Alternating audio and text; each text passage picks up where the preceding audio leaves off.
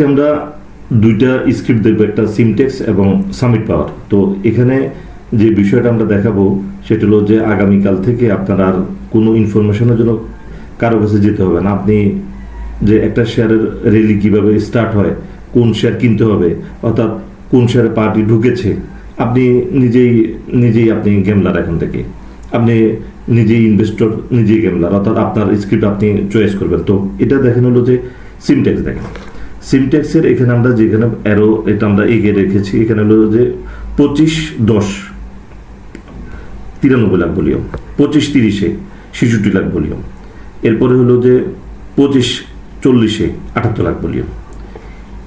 এই যে 25-10-30, 25-40-এ এখানে যে 93 লাখ, 66 লাখ, 78 লাখ যে ভলিউমটা ছিল, এই প্রাইজে 25-10 থেকে 40 পর্যন্ত এখানে যতগুলো শেয়ার ছিল সমস্ত শেয়ারের যে শেয়ারগুলো চলে গেছে যে বড় পার্টিটাতে, অর্থাৎ হলো এই জায়গাটাতে সে দীর্ঘদিন হেজিটেট করছে, যে মানে এখানে যে তারা হয়তো 10 পয়সা 20 পয়সা লাভে বিক্রি করে দিচ্ছে, এই ধরনের ট্রেডারদের কাছে শেয়ারগুলো ছিল।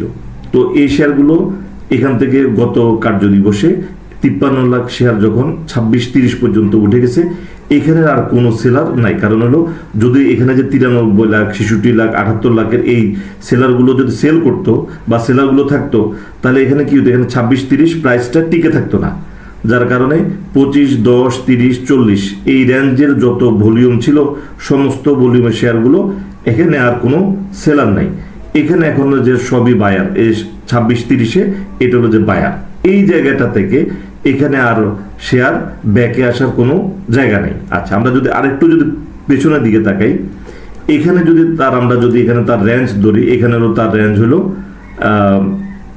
34। তো একেবারে এই শেয়ারটা এখান থেকে ধরে যে 34 পর্যন্ত বা 33 অথবা 35 এই রেঞ্জে পর্যন্ত যেতে আর কোনো বাধা রইল না। এটা হলো সিমটেক্স। এরপরে যেটা দেখবো সেটা হলো যে সামিট পাওয়ার। এই স্ক্রিপ্টটাও আমার খুব পছন্দ হয়েছে। এই স্ক্রিপ্টটার সেম পজিশন 16-20-এ এখানে ছিল 16 লাখ, 24 লাখ ছিল 1660, 29 লাখ ছিল 1470, অর্থাৎ 14-20-60, 1470 এই রেঞ্জে যতগুলো সেলার ছিল এগুলোর সমস্তগুলো 29 লাখ, 1570 এই লেভেল পর্যন্ত আর কি কোনো সেলার নাই। যদি সেলার থাকতো, এখানে তার যে ভলিউম 16 লাখ, 24 লাখ, 14-20, 1460, 1470, 29 লাখ যে সেলার, এই যে এরা কি করতো, শেয়ারটা সেল করে দিত। কিন্তু এখানে আর কোনো সেলার না থাকার কারণে এতগুলো ভলিউম অতিক্রম করে এটা চলে গেল 1570-এ, অর্থাৎ এখানে আর কোনো সেলার নেই। এটা যদি আমরা একটু নিচে দেখি, তাহলে দেখা যাবে যে এখানে মিনিমাম 16-20 পর্যন্ত এখানে আর কোনো বাধা নাই, অর্থাৎ শেয়ারটা উঠতে পারবে। অর্থাৎ আমরা ধরে নিতে পারি এই শেয়ারটা এখান থেকে সফলভাবে ব্রেকআউট করবে সামিট পাওয়ার। তো আমরা এখন দেখি সামিট পাওয়ারের পজিশন, এই হলো সামিট পাওয়ার পজিশন। এখান থেকে মুভমেন্ট করার জায়গা রয়েছে এবং এখান থেকে সে ডেফিনেটলি মুভমেন্ট করার মতো সে অবস্থা ক্রিয়েট করেছে, কারণ এই পোর্শনে তার কোনো সেলার নাই। যার কারণে এখানে 29 লাখ ভলিউমে 1570 একটা প্রাইস উঠে গেছে। এখানে আর কোনো সেলার আসবে না। আর আমরা সিমটেক্স দেখি, এখানে এই পোর্শনে যে 25-10, 25-10, 25-30, 25-40 থেকে এখানে যে 93 লাখ, 66 লাখ, 78 লাখ যত সেলার ছিল সমস্ত সেলারের সেলকে এখানে বায়ারে কনভার্ট হয়ে এখানে এখন যে 53 লাখের যে ভলিউম হচ্ছে এখানে 26-30-এ গিয়ে দাঁড়িয়ে গিয়েছে। অর্থাৎ হলো তার এখানে যদি সেলার থাকতো তাহলে এই প্রাইসটা তাকে হইতে দিত না, তারা সেল করে দিত।